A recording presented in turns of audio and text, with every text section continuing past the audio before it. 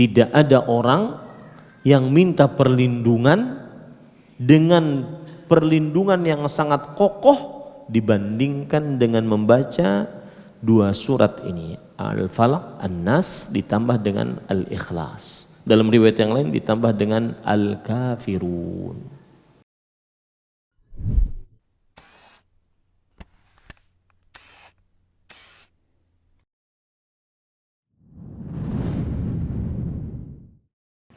Assalamualaikum warahmatullahi wabarakatuh. Bismillahirrahmanirrahim. Innal hamdalillah nahmaduhu wa nasta'inuhu wa nastaghfiruh wa na'udzu billahi min shururi anfusina wa sayyiati a'malina. Man yahdihillahu fala mudilla lahu wa man yudlil fala hadiya lahu.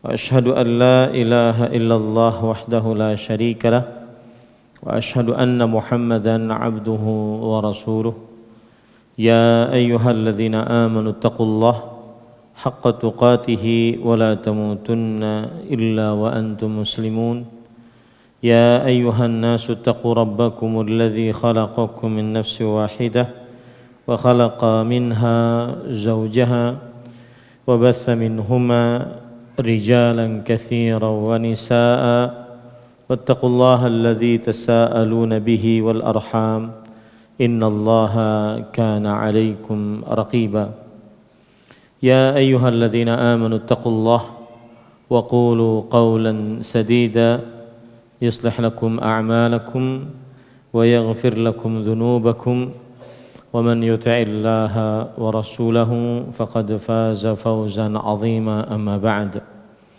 فإن أصدق الحديث كتاب الله وأحسن الهدي هدي محمد صلى الله عليه وعلى آله وسلم شر الأمور محدثاتها وكل محدثة بدعة وكل بدعة ضلالة وكل ضلالة في النار.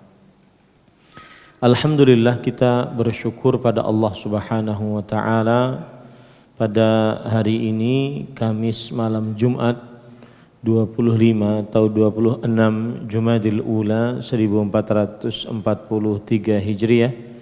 Kita kembali dimudahkan oleh Allah Subhanahu wa taala untuk duduk bersama di Masjid Utsman bin Affan, Andil Bakti, Barito Kuala, Kalimantan Selatan, dalam sebuah kajian rutin mempelajari matan Thalatsatul Usul, 3 landasan pokok ajaran Islam yang ditulis oleh Syekhul Islam Al-Imam Muhammad bin Abdul Wahhab bin Sulaiman bin Ali At-Tamimi rahimahullah. Salawat dan salam semoga selalu Allah berikan kepada Nabi kita Muhammad sallallahu alaihi wa ala alihi wasallam, pada keluarga beliau, para sahabat, serta orang-orang yang mengikuti beliau sampai hari kiamat kelak. Dengan nama-nama Allah yang husna dan sifat-sifat yang ulia kita berdoa, Allahumma inna nas'aluka ilman nafi'an wa rizqan tayyiban wa amalan mutaqabbala, Allahumma amin. Ahibati fillah, afanillah wa iyyakum, para ikhwah sekalian yang saya cintai karena Allah, jamaah Masjid Utsman bin Affan, Handil Bakti, Barito Kuala, Kalimantan Selatan. Pada kesempatan kali ini, sebelum kita masuk kepada pembahasan kita, maka kita baca beberapa pertanyaan yang disampaikan oleh panitia Dewan Kemakmuran Masjid. Apa hukumnya berdakwah lewat media sosial? Apakah termasuk bid'ah? Sebelum kita menjawab, atau saya jawab dulu pertanyaan ini, hukumnya berdakwah lewat media sosial boleh dan tidak termasuk bid'ah. Boleh dan tidak termasuk bid'ah. Pertanyaan ini timbul mungkin karena tidak memahami apa itu makna bid'ah. Bid'ah Sebagaimana dikatakan oleh Imam Asy-Syatibi rahimahullah dalam kitab beliau Al-Muwafaqat dan juga dalam kitab Al-I'tisam, huwa tariqatun fid din mukhtara'ah tudahi asy-syari'ah yuqsadu bis-suluki 'alaiha al-mubalaghatu fi ta'abbudi lillahi ta'ala. Dia adalah tata cara di dalam beragama yang menyerupai syariat, tata cara dalam agama. Jadi dia berkaitan dengan agama yang menyerupai syariat, tetapi dia bukan syariat, karena Rasulullah SAW bersabda, man ahdatha fi amrina hadha, barang siapa yang mengada-ngada di dalam perkara kami ini, dia adalah tata cara yang baru di dalam agama, karena dia mengada-ngada fi amrina hadza, yaitu di dalam perkara agama yang menyerupai syariat, dan dimaksudkan dalam melakukan perbuatan bid'ah tersebut berlebih-lebihan di dalam mendekatkan diri kepada Allah Subhanahu wa taala. Jadi ciri-ciri bid'ah itu adalah pertama, dibuat-buat. Yang kedua, berkaitan dengan agama. Yang ketiga, menyerupai syariat. Yang keempat, dimaksudkan dalam mengamalkannya adalah berlebih-lebihan di dalam beragama. Tidak mencukupkan dengan apa yang dicontohkan oleh Rasulullah SAW. Nah, berdakwah melalui media sosial di zaman sekarang, terutama seperti platform-platform media sosial yang ada, maka ini tidak termasuk daripada bid'ah. Kenapa?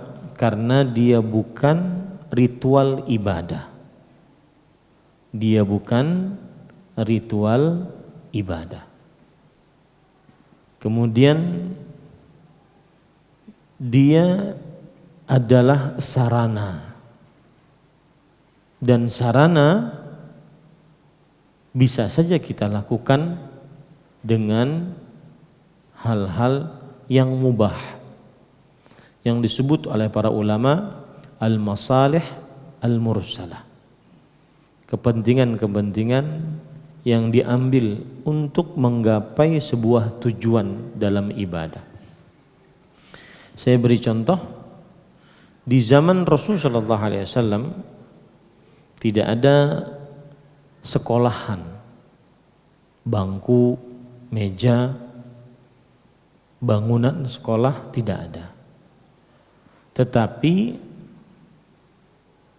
menuntut ilmu diwajibkan dalam agama Islam.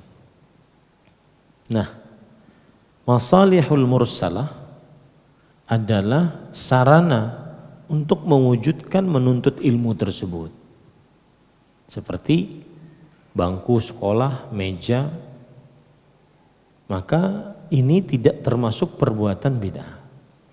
Kenapa? Karena dia adalah sarana untuk menghantarkan kepada sebuah tujuan syariat dalam beragama, yaitu menuntut ilmu agama. Maka berdakwah adalah ibadah kepada Allah. Allah Subhanahu wa taala berfirman, "Ud'u ila sabili rabbik." Ajaklah, dakwahkanlah kepada jalan Tuhanmu. Allah Subhanahu wa taala juga berfirman, "Qul hadhihi sabili ad'u ila Allah." Katakanlah wahai Muhammad, inilah jalanku, aku mengajak berdakwah kepada Allah. Allah Subhanahu wa taala juga berfirman, "Wa man ahsanu qawlan mimman da'a ila Allah." Tidak ada orang yang lebih baik ucapannya dibandingkan orang yang berdakwah kepada Allah. Ini ayat-ayat ini menunjukkan dakwah adalah ibadah di dalam agama Islam.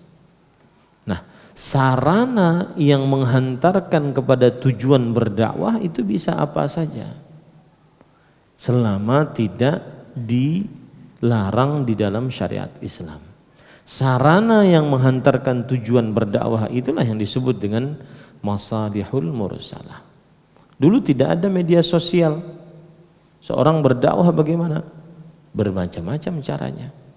Di majelis ilmu, dengan buku. Buku belum ada di zaman Rasulullah SAW. Kemudian ditulis oleh para ulama.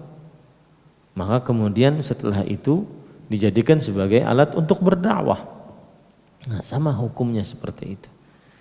Jadi berdakwah di media sosial hukumnya boleh dan tidak termasuk perbuatan bid'ah. Kenapa? Karena dia bukan ritual ibadah. Yang menjadi bid'ah adalah saat perkara tersebut dijadikan sebagai ritual ibadah. Apabila belum disyariatkan dalam agama Islam, maka belum dikatakan itu sebagai syariat Islam. Dan siapa yang mengerjakannya adalah disebut sebagai melakukan perbuatan bid'ah. Kemudian ada batasan-batasan disebutkan oleh Syekhul Islam Ibnu Taimiyah bahwa apabila ada sebab di zaman Rasul sallallahu alaihi wasallam untuk melakukan perbuatan tersebut, tetapi beliau tidak melakukannya sampai akhir hayat beliau, menunjukkan perbuatan tersebut belum disyariatkan. Apabila dikerjakan di zaman sekarang, maka itu adalah perbuatan bid'ah. Saya beri contoh. Apabila ada sebab yang mungkin dilakukan oleh Rasulullah SAW di zaman beliau, lalu beliau tetap tidak mengerjakannya, dan kemudian ada orang yang mengerjakannya setelah wafatnya Rasulullah SAW, maka berarti perbuatan tersebut adalah bid'ah. Contohnya yaitu beberapa perbuatan bid'ah seperti sholat raghaib, sholat pada waktu bulan Rajab kalau tidak salah. Ada kemungkinan dan sebab yang mungkin dikerjakan oleh Rasulullah SAW, tetapi beliau tidak kerjakan sampai akhir hayat beliau, menunjukkan bahwasanya itu tidak disyariatkan. Apabila dikerjakan di zaman sekarang, maka itu adalah perbuatan bid'ah. Nah, media sosial mungkinkah di zaman Rasulullah? Belum mungkin, karena tidak terjadi di zaman Rasulullah SAW. Ya, belum mungkin. Berarti beliau tidak mengerjakannya karena tidak ada kemungkinan pada saat itu. Nah, di zaman sekarang kita mengerjakan hal tersebut untuk berdakwah, sarana dalam rangka beribadah yang disebut dengan berdakwah. Maka intinya memakai media sosial dalam berdakwah berarti termasuk daripada masalih al-mursalah, yaitu kepentingan-kepentingan baik untuk menggapai sesuatu yang disyariatkan dalam agama Islam. Maka dia bukan perkara bid'ah. Bolehkah anak menjadi wali nikah ibunya? Syarat sebelumnya saya ingin mengingatkan, jawabannya adalah boleh, dengan jika anak tersebut mencukupi syarat-syarat dalam menjadi wali dalam pernikahan. Sebelumnya saya ingin mengatakan bahwa seorang perempuan, baik itu perawan atau janda, tidak sah pernikahannya tanpa wali. Rasulullah SAW bersabda, la nikaha illa biwali. Tidak sah pernikahan tanpa wali, baik itu perempuannya perawan ataupun janda. Nah, syarat-syarat menjadi wali ada 8. Yang pertama yaitu berakal. Kemudian yang kedua, baligh. Kalau anaknya tadi gila, tidak sah menjadi wali. Kalau anaknya tadi belum baligh, tidak sah menjadi wali. Syarat yang ketiga, merdeka, bukan budak. Syarat yang keempat adalah dia seorang yang adil, terlepas dari perbuatan-perbuatan yang keji, baik itu penyimpangan-penyimpangan akidah ataupun ibadah atau muamalah ataupun adab dan akhlak. Yang kelima, dia seorang yang rusyd. Rusyd itu artinya adalah dewasa, bisa membedakan mana yang hak, mana yang batil, mana yang pernikahan, mana yang bukan pernikahan. Syarat yang keenam, laki-laki. Jenis kelaminnya harus laki-laki. Wali harus dari jenis kelamin lelaki. Syarat yang ketujuh, sama agama dengan sang ibu, yaitu Islam. Kalau seandainya walinya beragama selain Islam, maka tidak berhak untuk menjadi wali. Syarat yang kedelapan, halal dari dalam keadaan berihram. Berihram artinya adalah orang yang dalam keadaan melaksanakan ibadah haji atau umrah. Maka orang yang dalam keadaan melaksanakan ibadah haji dan umrah tidak berhak untuk menjadi wali. Wallahu a'lam. Saya mau bertanya tentang ada perkataan dosa ditanggung masing-masing. Terus saya juga pernah mendengar kalau dosa istri masih dalam tanggungan suami dan dosa anak masih dalam tanggungan ayahnya. Mungkin bisa dijelaskan maksudnya bagaimana agar anak ketika ditanya juga bisa menjelaskan ke orang tuanya ataupun keluarga saya. Barakallahu fiikum wa fiik barak. Asal hukumnya seorang menanggung dosa sendiri. Allah Subhanahu wa taala berfirman, kullu nafsin bima kasabat rahina. Setiap orang terhadap apa yang dia perbuat tergadaikan. Artinya dia menanggung dosanya sendiri. Allah Subhanahu wa taala juga berfirman, wa anna laisa lil insani illa ma sa'a.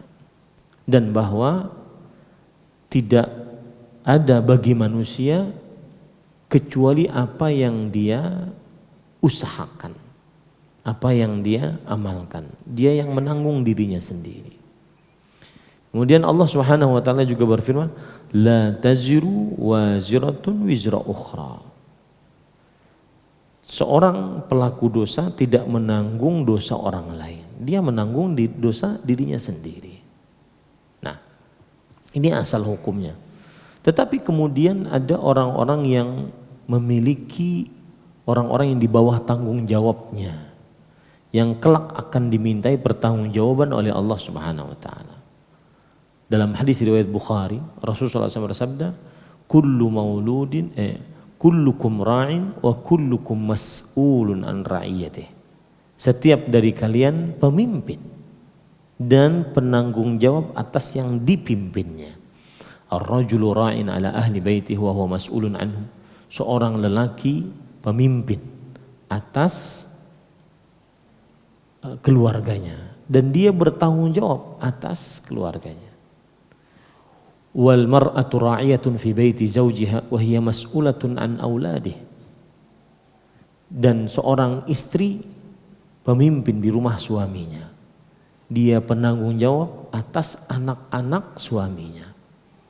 Bahkan Umar bin Khattab radhiyallahu anhu mengatakan, yus'alul walidu qabla waladih yaumal qiyamah. Orang tua akan ditanya oleh Allah sebelum anaknya.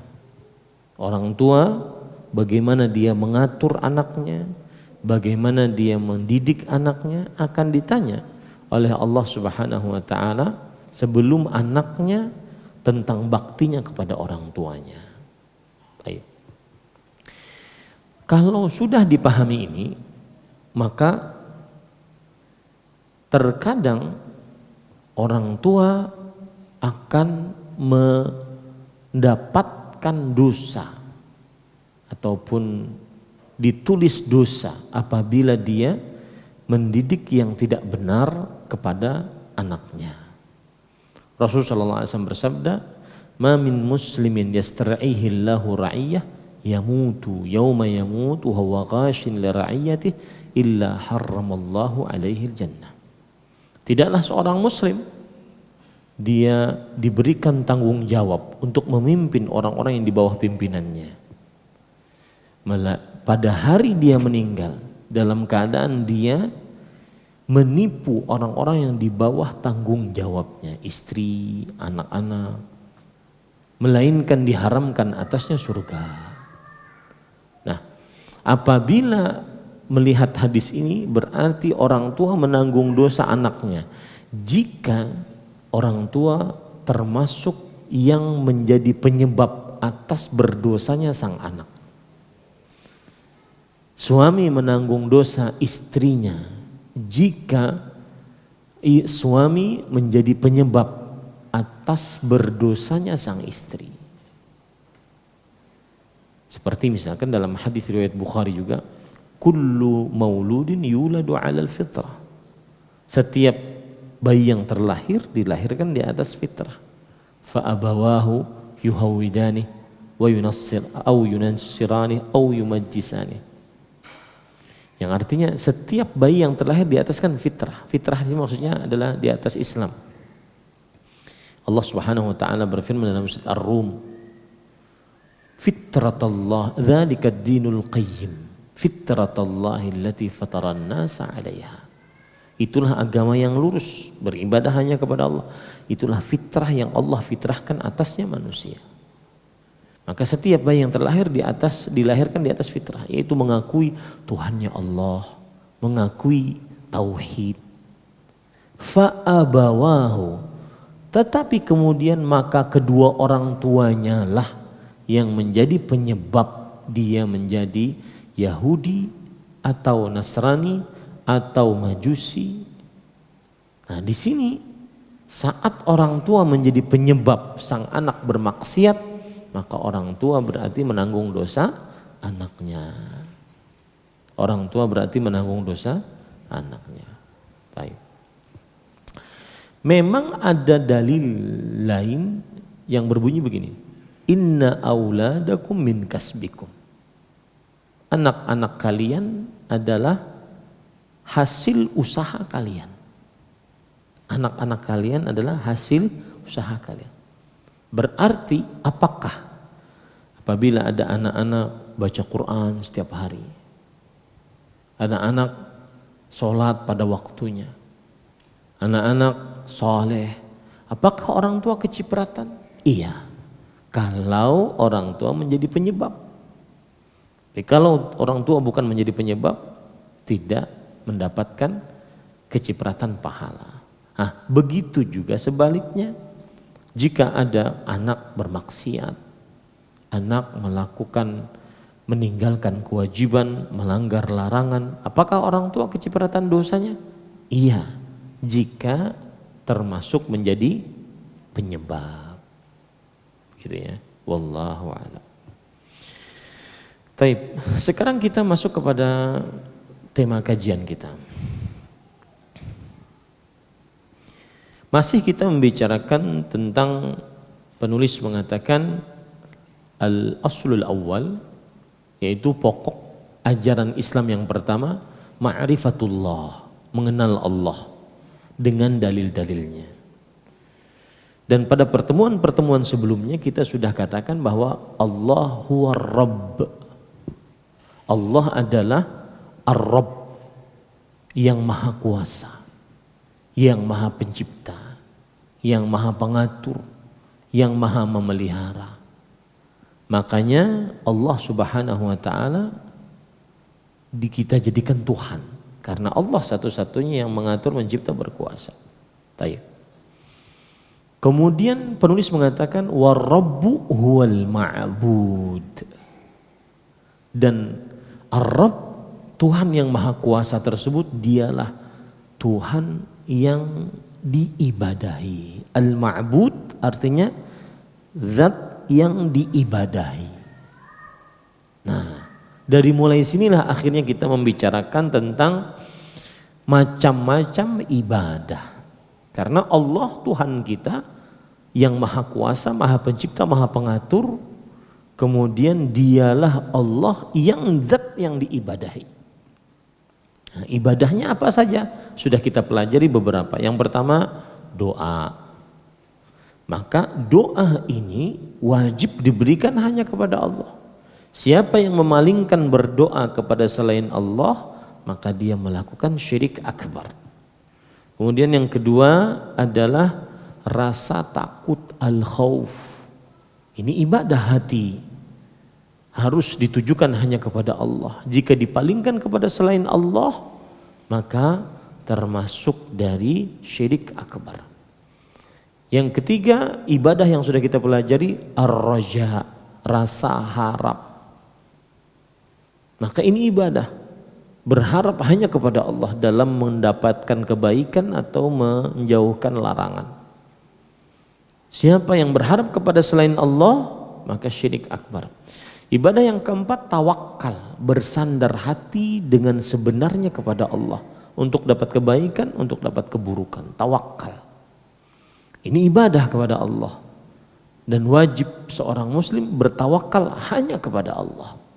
Tidak bertawakal kepada selain Allah. Siapa yang memalingkan tawakal kepada selain Allah, maka dia telah melakukan kesyirikan akbar. Yang kelima yaitu ar-raghbah, rasa harap, rasa ingin disertai dengan usaha. Ya. Kemudian yang keenam ar-rahbah, rasa takut disertai dengan usaha untuk menjauhi yang ditakuti. Yang ketujuh al-khusyu', tunduk hati. Al-khusyu' ketundukan hati, al-khudu' ketundukan anggota tubuh. Maka ini semua ibadah diberikan hanya kepada Allah Subhanahu wa taala. Yang kedelapan al-khasyah, rasa takut. Karena kita mengenal Allah. Ya, rasa takut tadi ada tiga. Al-khawf, ar-rahbah, al-khasyah. Rasa takut, al-khawf. Rasa takut yang khusus, ar-rahbah. Rasa takut karena mengenal yang ditakuti, al-khasyah. Itu bedanya. Ya, itu perbedaan. Ini kedelapan sudah. Yang kesembilan al-inabah, menghadap kepada Allah. Al-inabah itu hampir sama dengan taubat. Cuma taubat yang disertai dengan amal ibadah di dalamnya. Nah, kemudian yang ke-11 al-isti'anah yang sudah kita pelajari.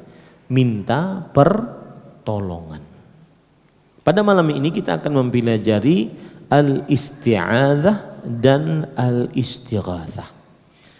Qala al-musannif rahimahullahu ta'ala wa dalilul isti'adzati qawluhu ta'ala qul a'udzu birabbil falaq wa qawluhu ta'ala qul a'udzu birabbin nas. Penulis mengatakan, kalau saya katakan penulis, beliau siapa? Syekhul Islam al-Imam al-Mujaddid Muhammad bin Abdul Wahhab bin Sulaiman bin Ali at-Tamimi rahimahullahu ta'ala. Ulama Islam abad ke-13 Hijriah, wafat pada tahun 1206 Hijriah. Dalil isti'adzah adalah ibadah. Isti'adzah artinya talabul audz. Saya sering mengatakan bahwa apabila ada alif, sin dan ta, itu maknanya adalah talab, meminta. Isti'adzah berarti talabul audz. Audz itu artinya apa? Perlindungan. Dalil bahwasanya minta perlindungan itu adalah ibadah dan tidak boleh diberikan minta perlindungan kecuali hanya kepada Allah adalah surat Al-Falaq ayat 1 dan surat An-Nas ayat 1.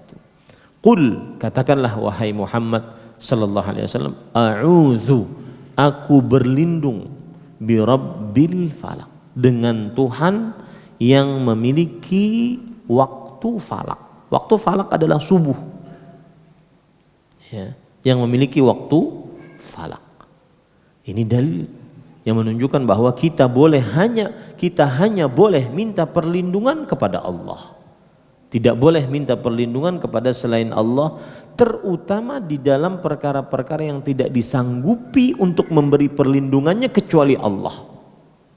Kalau disanggupi untuk memberikan perlindungannya kepada selain Allah boleh. Misalkan ya, ada maling dikejar-kejar orang kampung, kemudian minta tolong, minta perlindungan lawan ulun. Ustaz, tolong ulun bujurai maling tapi ulun hendak bertaubat. Tolong ulun dari hukumakan orang kampung nih. Maka ulun masukkan ke dalam rumah. Habis itu ulun katakan kepada orang kampung, malingnya sudah di dalam, minta perlindungan kepada ulun, lindungi. Dan ulun seorang mukmin yang harus dijaga kehormatannya. Perlindungan ulun bermanfaat untuk si maling ini. Kata orang kampung, pian melindungi maling. Maka kita katakan, melindungi agar tidak tertetes darah. Adapun dihukum nanti oleh pihak yang berwenang, maka kita katakan dihukum. Paham ini para ikhwah? Nah, ini cara maling agar kadang dihukumi orang. Ya, itu. Ini namanya kalau minta perlindungan untuk perkara yang diperbolehkan atau yang disanggupi oleh yang dimintai perlindungan boleh. Yang tidak boleh adalah isti'adzah ala ma'nal ibadah. Isti'adzah yang berbentuk ibadah yang tidak disanggupi kecuali oleh siapa? Allah Subhanahu wa taala. Nah. Dan para ulama mengatakan hakikat isti'adzah adalah al-harabu min syai'in takhafu ila man ya'simuka minhu. Lari dari sesuatu yang ditakuti kepada orang yang bisa menjagamu dari sesuatu tersebut. Itu namanya isti'adzah. Lari dari sesuatu yang ditakuti kepada atau berlindung dari sesuatu yang ditakuti dengan orang yang bisa melindungimu. Itu namanya isti'adzah. Dan isti'adzah adalah ibadah. Ini harus kita tekankan. Minta perlindungan adalah ibadah. Allah berfirman di dalam Al-Quran, wa imma yanzaghannaka minasyaitani nazghun fasta'idz billah. Yang artinya, dan apabila ada syaitan yang mengganggumu, maka minta perlindunganlah kepada Allah. Surat Al-A'raf ayat 200. Fasta'idz billah, minta perlindunganlah kepada Allah. Maka minta perlindungan adalah ibadah. Dan jika dia ibadah tidak boleh diberikan kecuali hanya kepada siapa? Allah Subhanahu wa taala. Fa idza qara'tal Qur'ana fasta'idz billah minasyaitonir rajim.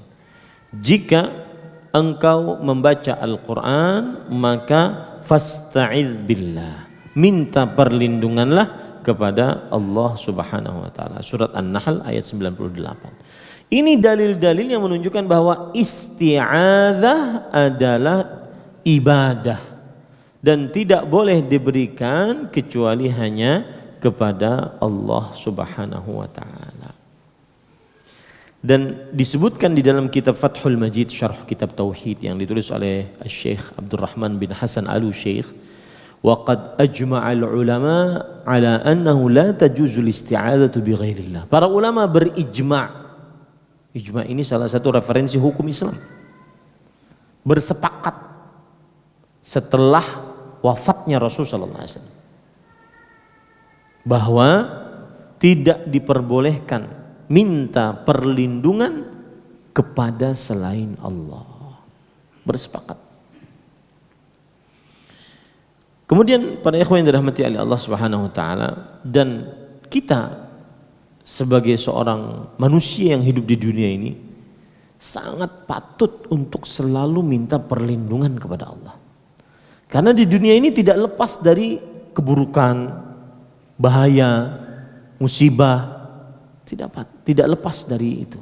Maka sangat patut kita untuk minta selalu perlindungan kepada Allah Subhanahu wa taala. Apalagi secara sejarah dan takdir Allah, kita punya musuh. Musuh yang tidak pernah terlihat dan wajib selalu harus dijadikan musuh, tidak boleh jadi teman.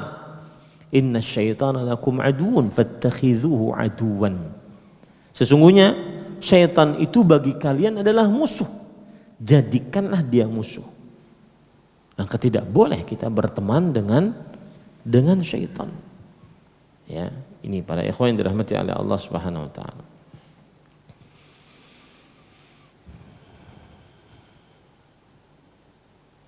Kemudian dalil yang kedua adalah qul a'udzu birabbin nas. Katakanlah wahai Muhammad, aku berlindung dengan Tuhan yang memelihara manusia. Ini juga dalil yang menunjukkan bahwa isti'adzah adalah ibadah dan tidak boleh diberikan kecuali hanya kepada Allah. Ya, tidak boleh diberikan kecuali hanya kepada Allah Subhanahu wa taala.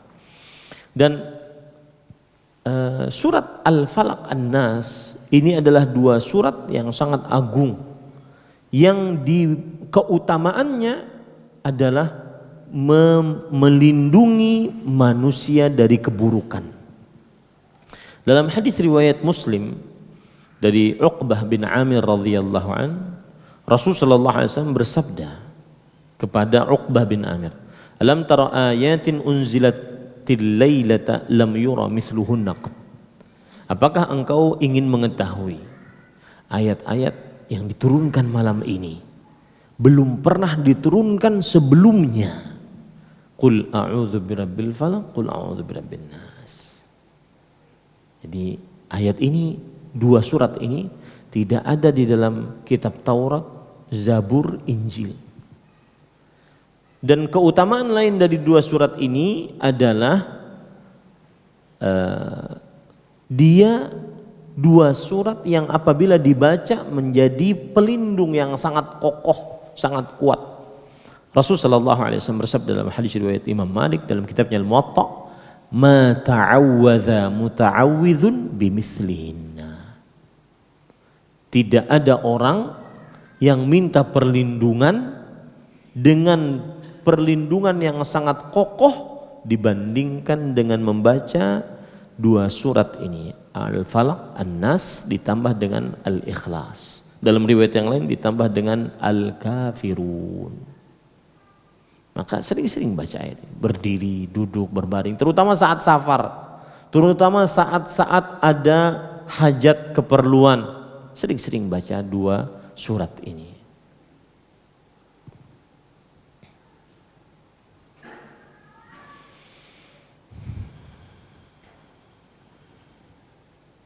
Imam Ibnu Qayyim Al-Jauziyah rahimahullah berkata, hajatul abdi ila al-isti'adzati bihataini suratain a'zamu min hajati ila an-nafs, ila an-nafasi wat-ta'ami wasyarabi wal-libas. Lihat subhanallah.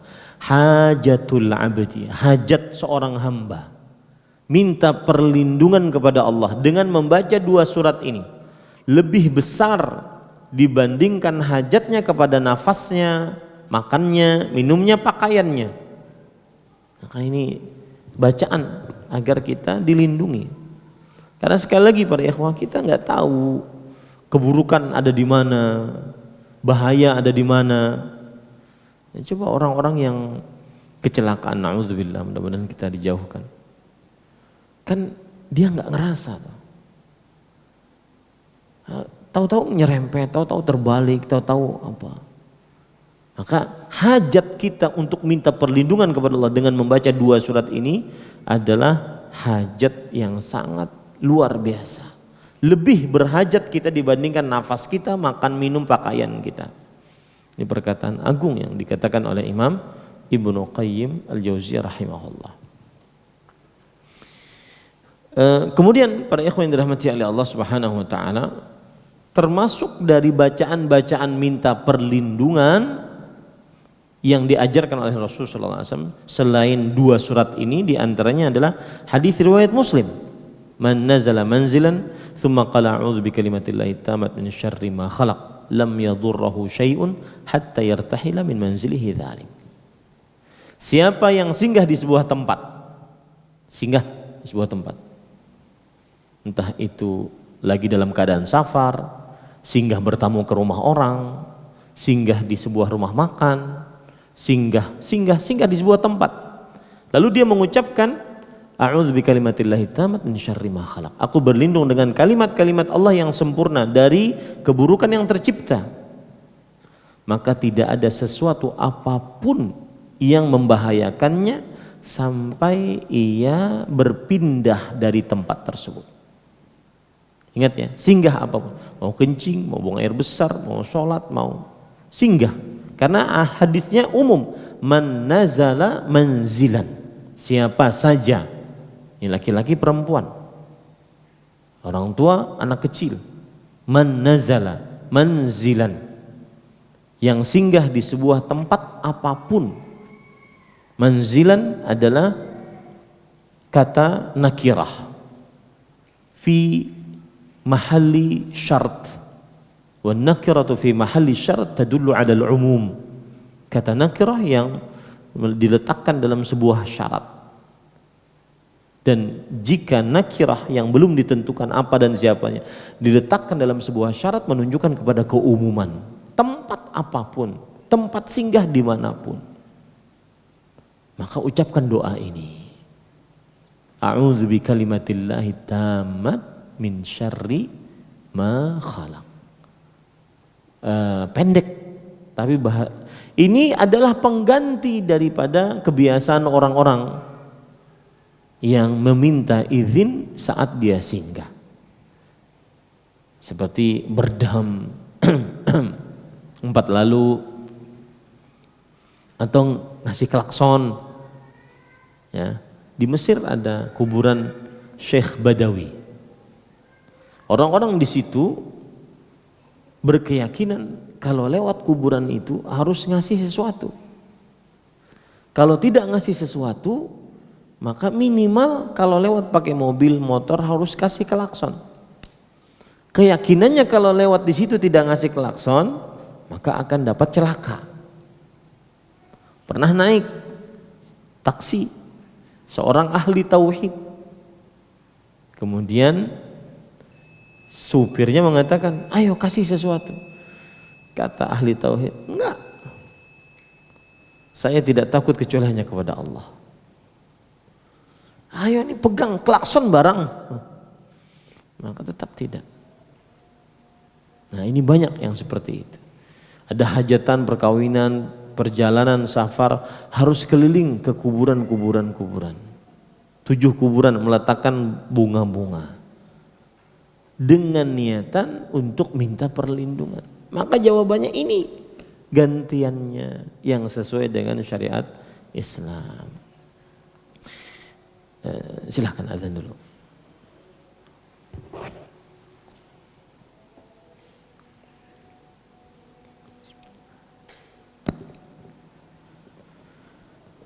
Allahu Akbar, Allahu Akbar, Allahu Akbar,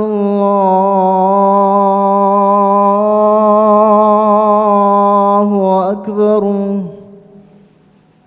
Ashhadu an la ilaha illallah. Ashhadu an la ilaha illallah.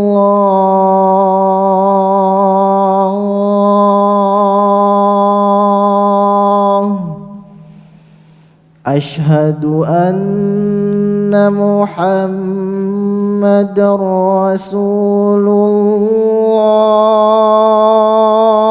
الله أشهد أن محمد رسول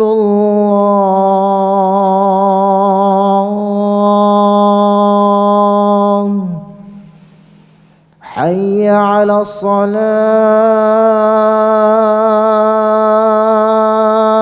الصلاة حي على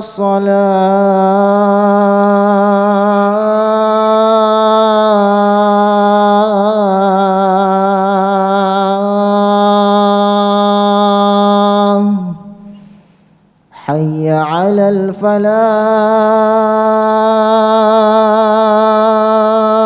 الفلاح حي على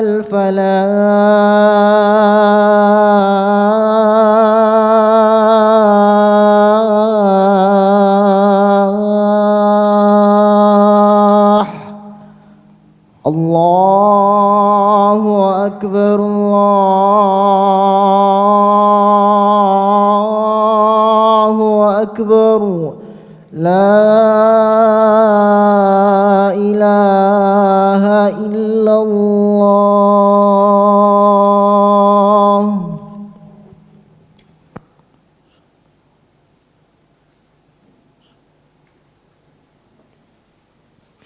Taib. Para ikhwah yang dirahmati oleh Allah Subhanahu wa taala, doa tadi secara dalil sahih dan secara percobaan sudah teruji.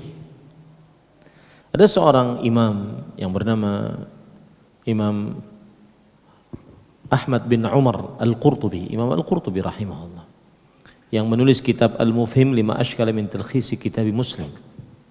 Beliau bercerita pada hadis ini, hadza khabarun sahih.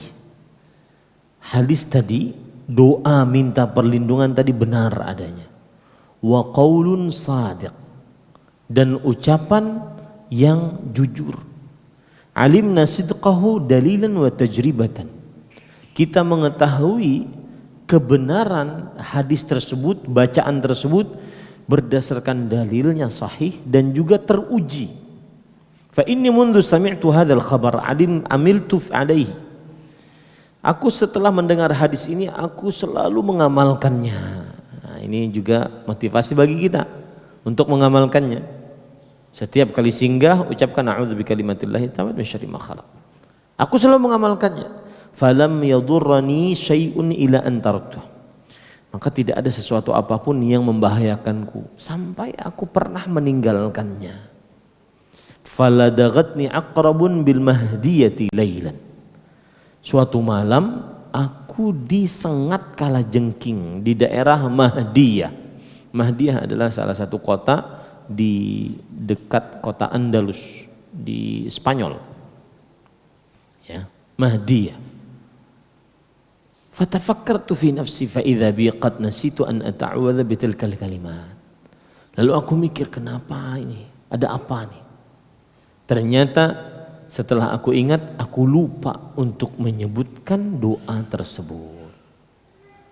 Nah, ini para ikhwan yang dirahmati oleh Allah Subhanahu wa taala. Mungkin ada orang yang berkata, Ustaz, saya sudah nyebutin, tapi kena bahaya juga. Bagaimana menjawabnya? Jawabannya adalah jawabannya banyak. Jawaban yang pertama, doa akan mujarrab apabila dibaca dengan penuh makna dan keyakinan. Para ulama mengatakan ad-du'a hisnul muslim. Doa itu bagikan senjata tajam bagi seorang muslim. Tinggal yang memegang senjata itu apakah dia yakin atau tidak. Kalau dia tidak yakin, maka senjata setajam apapun tidak akan bermanfaat.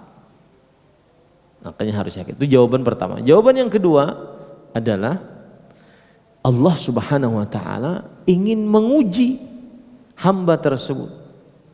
Masih beriman atau tidak dengan doa tersebut, dengan ujian ini. Buktinya Nabi kita Muhammad sallallahu alaihi wasallam, beliau pernah tersengat kalajengking. Dan mustahil Rasul sallallahu alaihi wasallam tidak mengamalkan doa ini.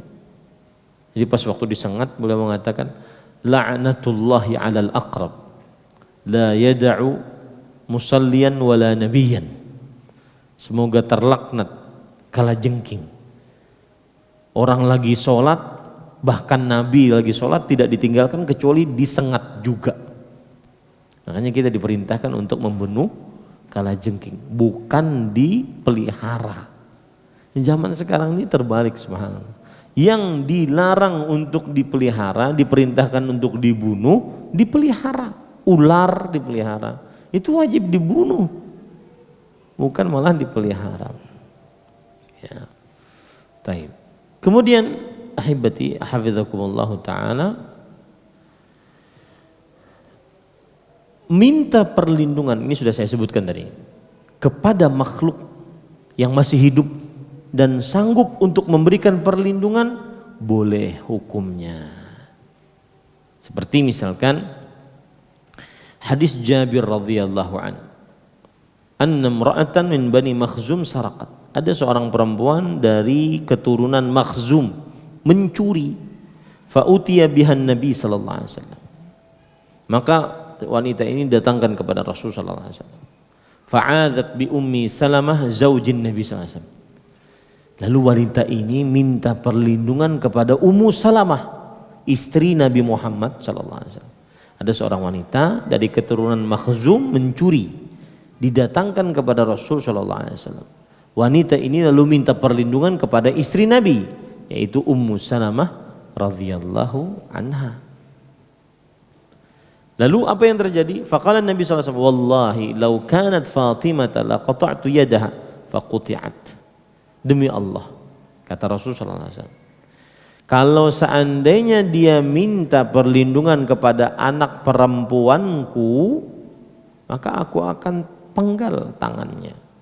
Tetap aku penggal. Nah, ini menunjukkan bahwasanya boleh minta perlindungan kepada yang masih hidup dalam perkara-perkara yang disanggupi oleh orang tersebut. Karena disebutkan dalam kitab Taisir Al-Azizil Hamid, al-makhluq yutlabu minhu ma yaqdiru alaihi wa yusta'adu bihi fihi bi khilafi ma la yaqdiru alaihi illallah fala yusta'adha fihi illallah. Makhluk dimintai sesuatu yang disanggupi untuk dia bisa memberikan perlindungan kepadanya, boleh saja. Berbeda dengan sesuatu yang tidak disanggupi kecuali oleh Allah, maka tidak boleh dimintai perlindungan di dalamnya kecuali hanya kepada Allah Subhanahu wa taala. Jadi boleh minta perlindungan kepada makhluk yang masih hidup, yang sanggup memberikan perlindungan. Kalau seandainya makhluk yang gaib, maka tidak boleh. Seperti Nabi Khadir katanya, minta perlindungan kepada Nabi Khadir, enggak boleh karena gaib, tidak terlihat.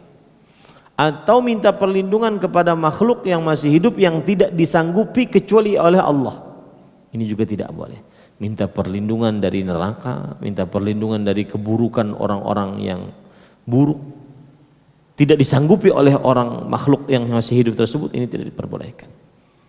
Atau minta perlindungan kepada makhluk yang sudah mati, maka ini tidak diperbolehkan.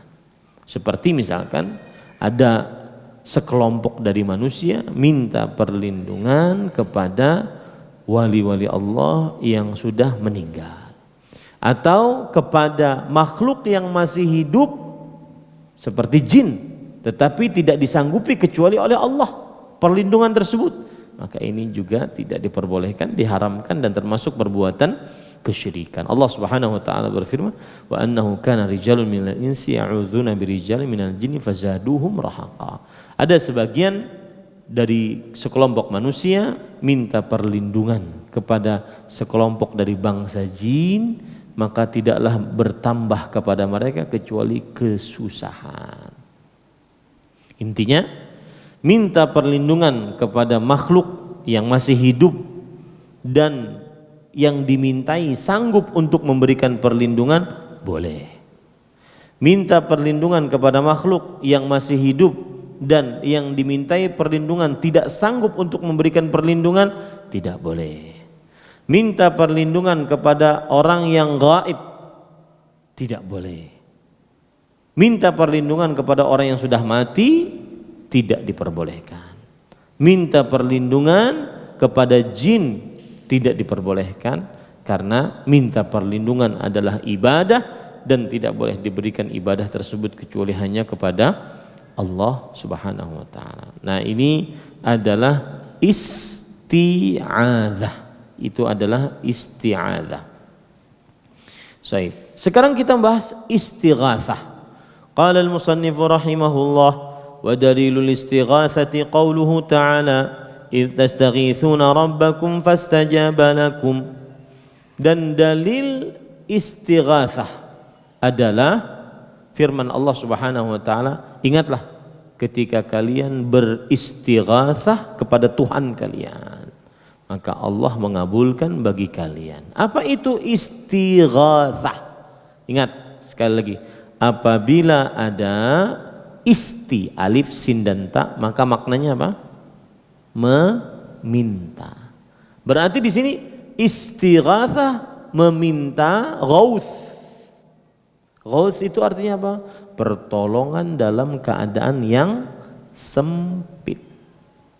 Meminta ghauts yaitu meminta pertolongan dalam keadaan yang sempit.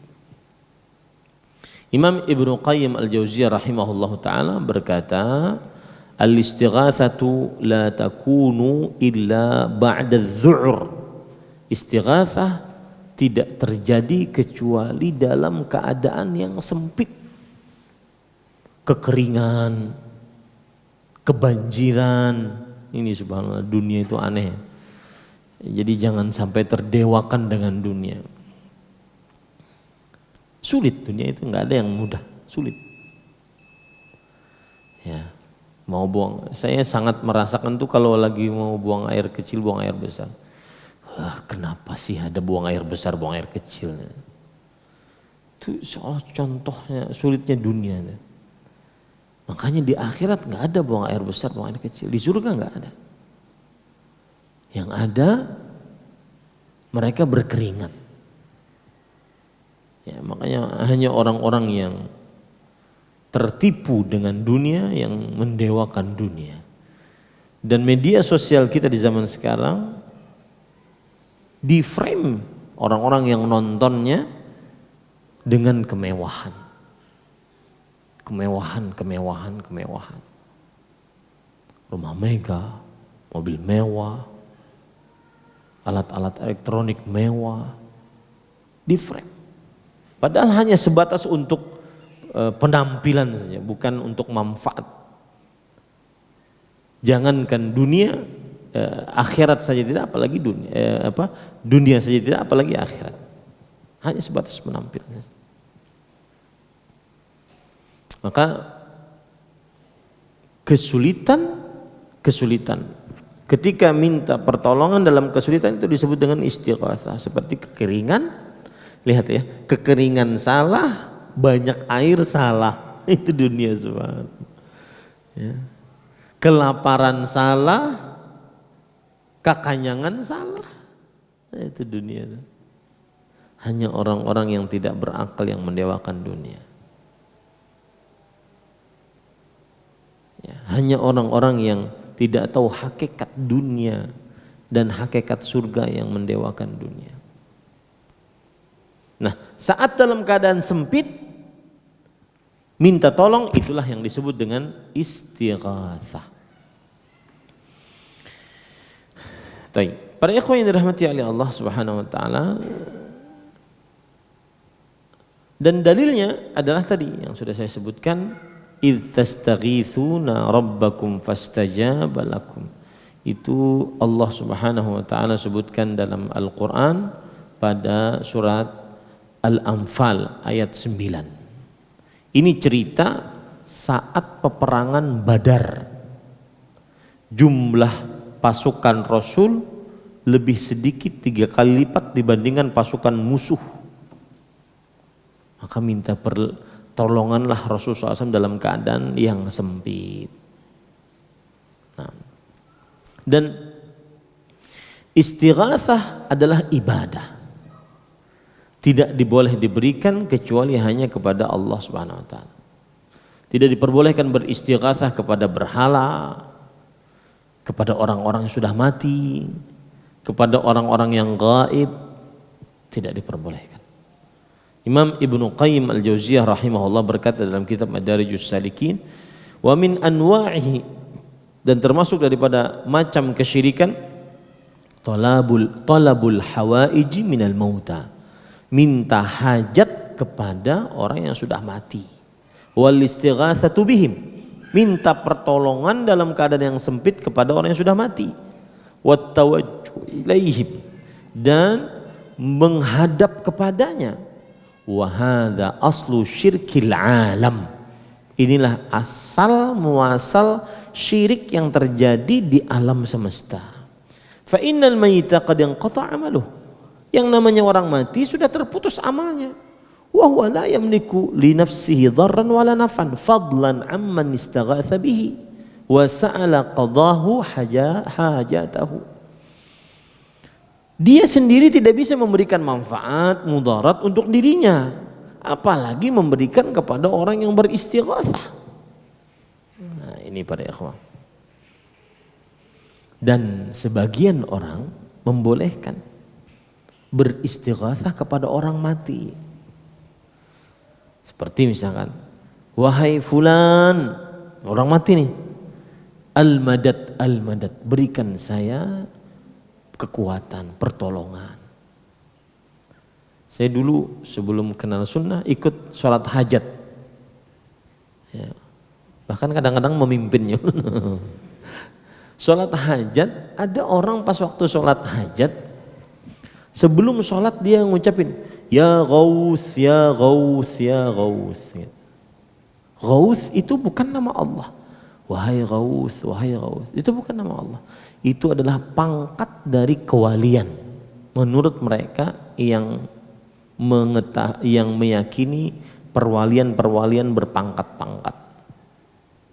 Ya, ada wali badal, ada wali kutub, wali Ghauth, wali murid, wali santri, wali.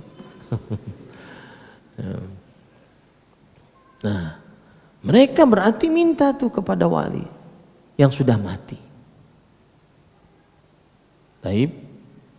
Mereka boleh, kata mereka, dengan dalil apa?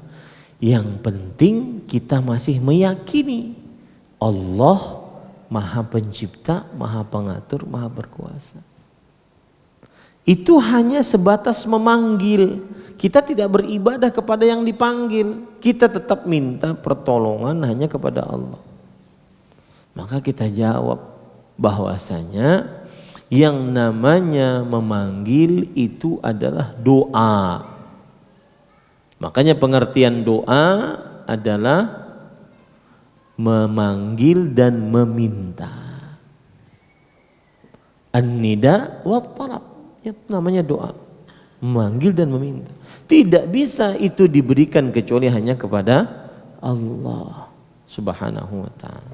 Intinya diharamkan untuk beristighatsah kepada orang yang sudah mati. Ada perkataan yang disebutkan dalam kitab Majmu' Fatawa Syekhul Islam Taimiyah rahimahullah. Beliau berkata, yaqulu Abu Yazid rahimahullah. Abu Yazid berkata, istighatsatul makhluq bil makhluq kastighatsatil ghariq bil ghariq. Minta pertolongan dalam keadaan yang sempit dari seorang makhluk kepada makhluk itu seperti orang yang tenggelam minta pertolongan kepada orang yang hendak tinggalam juga. Sama tuh. Nah, itu ya. Jadi tidak boleh beristighatsah kepada seorang makhluk. Dan juga kenapa tidak boleh beristighatsah minta pertolongan dalam keadaan yang sempit kepada seorang makhluk? Karena mereka tidak mendengar doa. Kalaupun mendengar tidak bisa menjawab. Allah berfirman, in tad'uhum la yasma'u du'aakum walau sami'u mastajabu lakum. Jikalau kalian berdoa kepada mereka, maka mereka tidak mendengar doa kalian. Kalaupun mendengar tidak mampu mengabulkan doa kalian. Baik. Beristighatsah kepada yang masih hidup di dalam perkara yang disanggupi oleh orang yang hidup boleh. Seperti Allah berfirman tentang kisah Nabi Musa alaihissalam, fastaghathahu alladhi min syi'atihi. Maka ada seorang meminta istighatsah kepada kelompoknya. Jadi gini, ini ada dua orang yang sedang berkelahi, lalu yang satu merasa terkalahkan, dia minta pertolongan dalam keadaan yang sempit kepada kelompoknya untuk melawankan yang ini. Maka ini boleh, karena orang yang dimintai pertolongan masih hidup dan sanggup untuk memberikan ghauth, pertolongan tersebut. Nah, ini pada ikhwah. Nah, tinggal dua lagi ibadah yang kita pelajari, insyaallah pada pekan depan kita naqtatim bi kafaratil majlis. Subhanakallah bihamdik asyhadu an la ilaha illa anta astaghfiruka wa atubu ilaik. Wa sallallahu nabiyana Muhammad walhamdulillahi rabbil alamin. Wassalamualaikum warahmatullahi wabarakatuh. Terima kasih, jazakumullah khairan wa barakallahu fikum. Video ini dibuat atas partisipasi dari donasi Anda. Semoga menjadi amal jariah bagi Anda semuanya.